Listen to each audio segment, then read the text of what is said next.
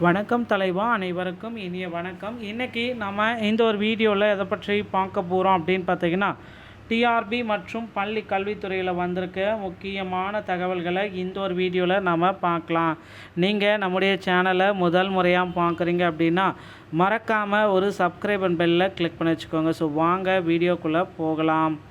ஆசிரியர் தேர்வு வாரியத்தில் தற்சமயம் புதிய அப்டேட் ஒன்று வெளியிட்டிருக்காங்க. என்னன்றதை பற்றி தான் இந்த ஒரு வீடியோவில் நான் உங்களுக்கு கிளியர் கட்டாக எக்ஸ்பிளைன் பண்ண போகிறேன். ஆசிரியர் தேர்வு வாரியத்தில் பள்ளி கல்வித்துறையில் ஆனுவல் பிளானரில் என்ன குறிப்பிட்டிருக்காங்களோ அந்த தேர்வுகள் நடத்த போகிறாங்க. ஸோ இதில் என்ன அப்படின்னு பார்த்தீங்கன்னா, பிஇஓ எக்ஸாம் நடக்கும், யூஜிடிஆர்பியோடைய தேர்வுகள் நடக்கும். ஓகேங்களா? ஸோ இதனுடைய அறிவிப்புகள் வர இருக்குது. அது மட்டுமே கிடையாது, 7499 காலி பணியிடங்களில் வந்து பார்த்திங்கன்னா அந்த தற்காலிக ஆசிரியர் காலி பணியிடங்களை நிரந்தரமாக தற்சமயம் மாற்றியிருக்காங்க. அவங்களுக்கு உண்டான நிரந்தர அப்டேட் வந்து பார்த்திங்கன்னா பள்ளிக்கல்வித்துறை சார்பாக கொடுத்துருக்காங்க. 7499 மக்களுக்கு வந்து பார்த்திங்கன்னா ரொம்ப நன்மை பயக்கக்கூடிய செய்திகளாக இருக்குது. ஸோ உயர்நீதிமன்றத்தில் ஒரு கட்டத்தில் வந்து பார்த்திங்கன்னா தற்சமயம் இந்த டெட்டில் பாஸ் பண்ணவங்களுக்கு 2013, 17 வந்து பார்த்திங்கன்னா பாஸ் பண்ண ஆசிரியர்களுக்கு வயது மூப்பின்படி பணி வழங்கணும் அப்படின்ற மாதிரி கோரிக்கைகள் போயிட்டுருக்கு. 2013, 17, 19 டெட்டாசிரியர்களுக்கு வயது மூப்பின்படி பணி வழங்கணும் அப்படின்ற மாதிரி ரிட் மனு எல்லாமே தாக்கல் பண்ணியிருக்காங்க. இதோடைய தீர்ப்பு வந்து பார்த்திங்கன்னா இந்த வார இறுதிக்குள்ளார வெளியாகலாம் என்று எதிர்பார்க்கப்படுதுங்க. ஸோ அடுத்து வந்து பார்த்திங்கன்னா டெட் தேர்வில் இன்னொரு முக்கியமான ஒரு விஷயம் நடந்துகிட்ருக்கு. ஸ்டாலின் வந்து பார்த்திங்கன்னா முதலமைச்சர் ஸ்டாலின் இதற்கு ஒரு முக்கியமான கையெழுத்தை ஒன்று போட இருக்கார். என்ன அந்த கையெழுத்து அப்படின்றது தான் இப்போ ஆச்சரியமாக இருக்குது.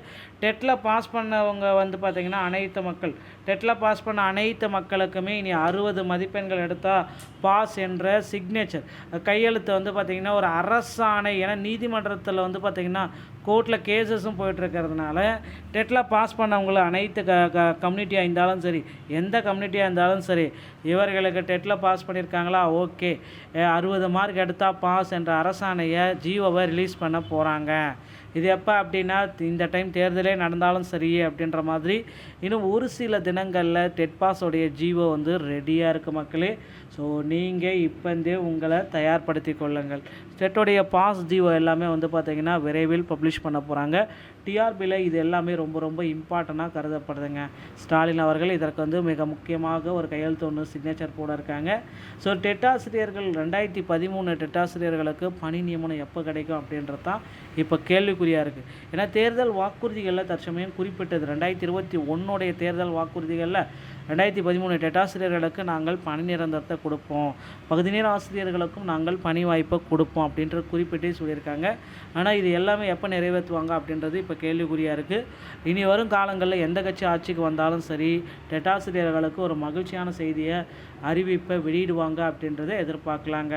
டிஆர்பியில் வந்து பார்த்திங்கன்னா தற்சமயம் புதிய நோட்டிஃபிகேஷன்ஸ் எல்லாமே ப்ரிப்பேர் பண்ணிகிட்ருக்காங்க.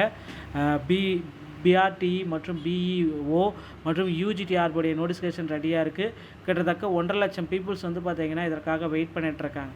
அவர்கள் மத்தியில் வந்து பார்த்திங்கன்னா ஒரு நல்ல செய்தி வந்து பார்த்திங்கன்னா ஆசிரியர் தேர்வு வாரியம் இன்னும் ஒரு சில தினங்களில் நமக்கு கொடுக்க போகிறாங்க. ரெடி ஆகிக்குவாங்க மக்களே. டிஆர்பியில் இந்த தகவல்கள் அனைத்துமே ரொம்ப ரொம்ப இம்பார்ட்டன்ட் தகவலாக நான் இப்போ உங்களுக்கு சொல்லிகிட்ருக்கேன்.